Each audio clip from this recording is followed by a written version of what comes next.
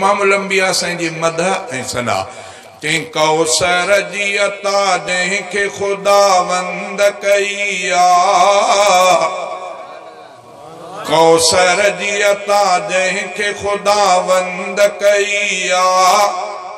उन साहिब लौलाक जे लाइ दुनिया ठही सो अब्र करम मेहर जिया खत्म नबिया सो अब्र करम मेहर जिया खत्म नबिया इहा गाल सची गाल सची गाल सचिया इहा गाल सची गाल सची गाल सचिया कौसर जी अता जंहिंखे खुदावंद कई उन साहिब लौलाक जे लाइ दुनिया ठही सो अब्र करम मेहर जिया खत्म नबिया इहा गाल सची गाल सची गाल सचिया इहा गाल सची गाल सची गाल सचिया अल्लाह अल्लाह रखो सोहणे जो खुद नाम मोहम्मद चुमजी थवन चपड़ा वठण नाम सा अज खुद अल्लाह रखो सोहणे जो खुद नाम मोहम्मद चुमजी थवन चपड़ा वठण नाम सा अज खुद हा इश्क इतात में तासीर वडिया हा इश्क इतात में तासीर वडिया इहा गाल सची गाल सची गाल सचिया कौसर जी अता जंहिंखे खुदावंद कई उन साहिब लौलाक जे लाइ दुनिया ठही सो अब्र करम मेहर जिया खत्म नबिया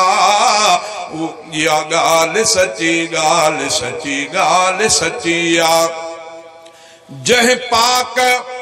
जह पाक जिस्म ते न कॾहिं मखी हुई वेठी उन मीर मुनव्वर जा चुमे कदम पई धरती जह पाक जिस्म ते न कॾहिं मखी हुई वेठी उन मीर मुनव्वर जा चुमे कदम पई धरती ऐं डाची बि डुबरी थी वेहण साण तिखिया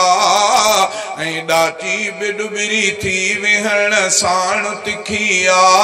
इहा गाल सची गाल सची गाल सचिया ईमान रखी जेके मोहम्मद दे अचन पिया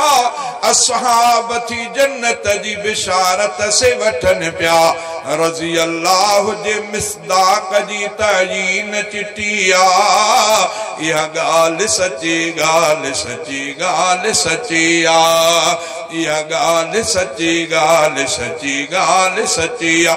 जंहिं ॾींहं ताईं रूह ऐं दिल आहे ज़ुबानी सैफुल्ला कंद में दोस्त जी पयो मदह बयानी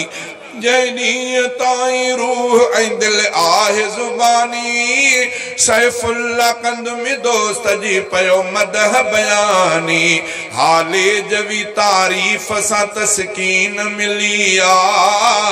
हाले जवी तारीफ़ सां तस्कीन मिली इहा गाल सची गाल सची गाल सचिया कौसर जी अता जंहिंखे खुदावंद कई उन साहिब लौलाक जे लाइ दुनिया ठही सो अब्र करम मेहर जिया खत्म नबिया इहा गाल सची गाल सची गाल सचिया।